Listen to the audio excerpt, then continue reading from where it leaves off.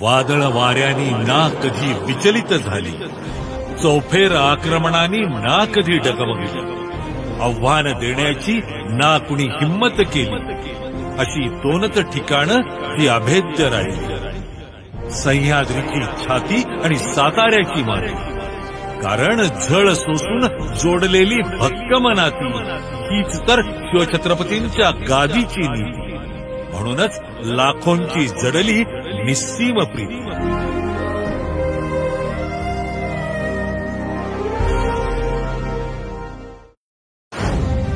साताऱ्याच्या या ऐतिहासिक गादीचे वारसदार श्रीमंत छत्रपती उदयनराजे भोसले म्हणजे अवघ्या महाराष्ट्राचा मानवी. समाजकारण आणि राजकारणात असंख्य चढ उतार अनुभव, प्रसंगी प्रखर विरोध सहन करून अन्यायग्रस्तांसाठी अर्ध्या रात्री धावून येणारे उदयनराजे म्हणजे धगधगता अंगार.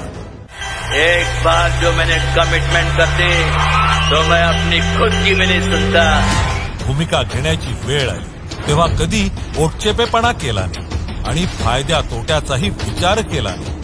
18 पगड जातींच्या मावळ्यांना एकत्र करून स्वराज्य निर्मिती करणाऱ्या छत्रपती शिवरायांचा वारसा कृतिशीलतेने जपणारे उदयनराजे म्हणजे निखळ मैत्रीचा बारमाही सरा. स्पष्ट विचार, सडेतोड भूमिका आणि हाती घेतलेलं काम पूर्ण करण्याची धमक घेऊन छत्रपती उदयनराजे लोकसभेच्या मैदानात उतरले.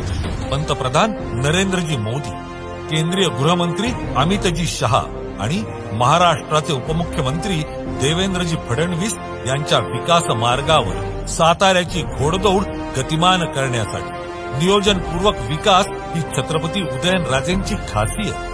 म्हणूनच पुढच्या 50 वर्षांचा विचार करून कास धरणाची उंची वाढवण्याचा प्रस्ताव त्यांनी मांडला आणि तडीस नेला.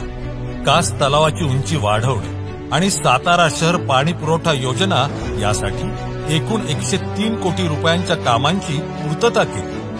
अमृत योजनेची जोड देऊन पाण्याचं कल्पकतेनं नियोजन केलं. जिल्ह्यातल्या अपूर्ण सिंचन प्रकल्पांना आणि पाटाच्या कामांना गती दिली. त्यासाठी जिल्ह्यात तब्बल 477 कोटी 42 लाख रुपयांचा निधी उदयनराजेंनी आणला. सैनिकांचा जिल्हा म्हणून ओळखल्या जाणाऱ्या साताऱ्याचं सैनिक स्कूल अद्ययावत करण्यासाठी 285 कोटी रुपयांचा निधी आणला. सैनिकांसाठी कर्नल संतोष महाडिक स्मारक उभारण्याबरोबरच आजी सैनिकांना घरपट्टी माफ करण्याचा ऐतिहासिक निर्णय घेतला. सातारा आणि कराड ही जिल्ह्यातली प्रमुख शहरं रेल्वेनं जोडली असली तरी प्रवासाला गती नव्हती. कारण लोहमार्ग एकेरी होता. पुणे ते मिरज लोहमार्गाच्या दुहेरीकरणाचं काम उदयनराजेंनी पूर्णत्वाला नेले. रेल्वे स्थानकांचं सुशोभीकरण केलं. साताऱ्यात वैद्यकीय महाविद्यालय आणलं आणि त्यासाठी 495 कोटी 46 लाख रुपयांचा निधी आणला. अशा मोठ्या प्रकल्पांमुळे अनेकांना रोजगार मिळाला. शिवाय या वैद्यकीय महाविद्यालयामुळे साताऱ्यातील रुग्णसेवा अत्याधुनिक आणि गतिमान होती. खेडोपाडी आरोग्य सुविधा पोहोचवण्यासाठी 100 कोटी रुपयांपेक्षा अधिक निधी आणून कामं मार्गी लागली. पंतप्रधान घरकुल योजनेचा लाभ जिल्ह्यात असंख्य लाभार्थींनी घेतला असून हातावरचं पोट असलेल्यांना हक्काचं छप्पर मिळालं. या योजनेसाठी केंद्राकडून 190 कोटी रुपयांचा निधीही उपलब्ध झालाय. जिल्ह्याच्या दुर्गम पश्चिम भागात दळणवळणाच्या सुविधा पोहोचवण्यासाठी त्यांनी रस्त्यांचं जाळं विणलं. प्रधानमंत्री ग्रामसडक योजनेतून यासाठी 146 कोटी 60 लाख रुपयांचा निधी मिळवून दिला. अतिदुर्गम गावांना साको उपलब्ध करून दिले. यासाठी विशेष कार्यक्रम राबवून 231 कोटी 78 लाख रुपयांचा निधी उपलब्ध करून दिला. शेंद्रे ते कागल राष्ट्रीय महामार्गाच्या 6 पदरीकरणाचं काम मार्गी लागले आणि त्यासाठी 7,559 कोटी रुपयांचा केंद्रीय निधी मिळालाय देखील. या आणि अशा अनेक विकास कामांसाठी 9,954 कोटी 44 लाख रुपयांचा निधी श्रीमंत छत्रपती उदयनराजे भोसले यांच्या प्रयत्नानं उपलब्ध झाला आणि त्यामुळेच विकास कामही मार्गी लागली.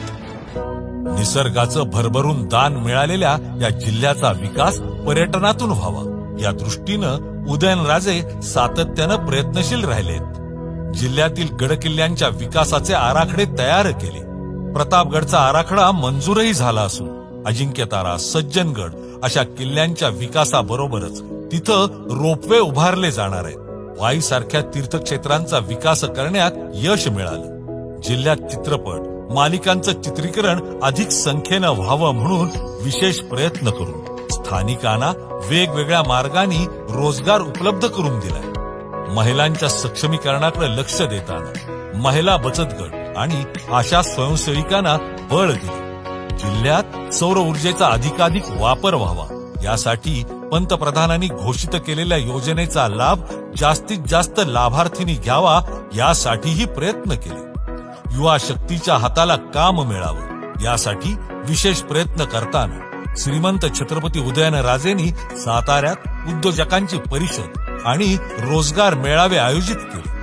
केंद्रीय सूक्ष्म, लघु आणि मध्यम उद्योग मंत्रालयानं साताऱ्यात टेक्नॉलॉजी सेंटर मंजूर केलं असून या पाठोपाठ मोठ्या उद्योगांची पायाभरणी जिल्ह्यात करण्यास अनेक उद्योजकांनी होकारही दिलाय.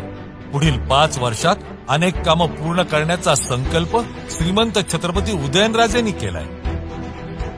कोयनेमध्ये प्रवासाची सुविधा, डोंगर माथ्यावरील गावांचं पुनर्वसन, जिल्ह्यातील जिल्हा परिषद आणि नगरपालिका शाळांचा दर्जा आणि गुणवत्ता वाढवणे, सातारा, कराड, वाई या ठिकाणी आयटी पार्क उभारणे, कराड विमानतळ अद्यावतीकरण आणि अंतर्गत विकासासाठी केंद्र शासनामार्फत निधी उपलब्ध करणे, प्रत्येक तालुका स्तरावर असणाऱ्या शासकीय नर्सरीचं पुनरुज्जीवन करून जिल्ह्यातील वातावरणास अनुकूल वृक्ष लागवड करून त्यामधून फळं, फुलं इत्यादींचं उत्पन्न घेण्यासाठी विशेष प्रयत्न करणे, कोरेगाव, पुसेगाव या भागात सोलर इंडस्ट्रीज वाढवून त्याचा फायदा स्थानिक नागरिकांना मिळवून देणे, जिल्ह्यातून राज्य, राष्ट्रीय, आंतरराष्ट्रीय खेळाडू निर्माण होण्यासाठी ऑलिम्पिक पुरस्कार विजेते कैलासवासी खशाबा जाधव यांच्या नावे क्रीडा अकॅडमी उभारणे, साहित्य, कला क्षेत्रात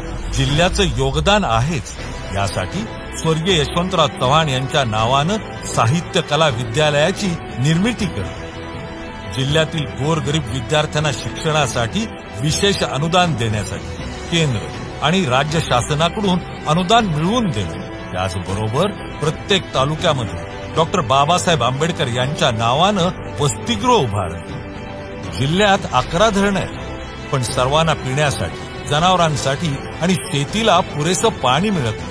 त्यासाठी विशेष प्रयत्न करणे. महिलांना सक्षमीकरणाबरोबरच विशेष सुरक्षा देण्यासाठी जिल्ह्यातील प्रत्येक कॉलेज, शाळा, बस स्टँड या ठिकाणी विशेष पोलीस पथक उभारणे.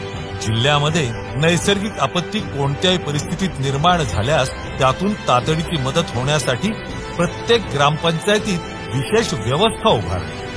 शेतकऱ्यांच्या उत्पन्नाला कायमस्वरूपी हमीभाव मिळण्यासाठी, त्याचबरोबर त्यांच्या शेतीला संरक्षण मिळण्यासाठी शेतकरी आणि त्यांच्या कुटुंबाला केंद्र आणि राज्य शासनामार्फत मोफत शेती विमा योजना राबवणे यासारखी अनेक समाज उपयोगी कामं पूर्णत्वाकडे नेण्याची जिद्द आणि विश्वास उदयनराजेंमध्ये.